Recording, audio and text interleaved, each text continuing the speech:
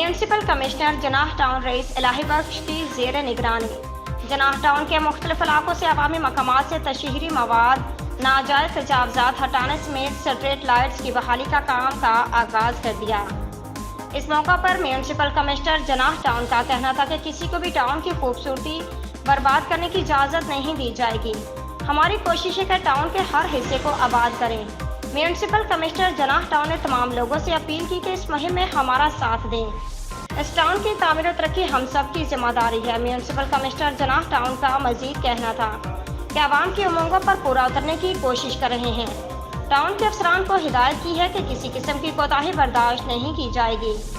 जनाह town में तैनात तमाम अमले की हंगामी मीटिंग बुलाते हुए रईस इलाही बख्श का कहना था कि जिस मुलाजिम का काम करने का दिल नहीं है वो कल से ना आए, वरना हमारा अवलिन मकसद सिर्फ और सिर्फ आवाम के फलाह व बहबूद के लिए काम करना है। म्यूनसिपल कमिश्नर जनाह टाउन ने कई अफसरान और मुलाजिमिन के खिलाफ शोकाज का भी अजरा किया।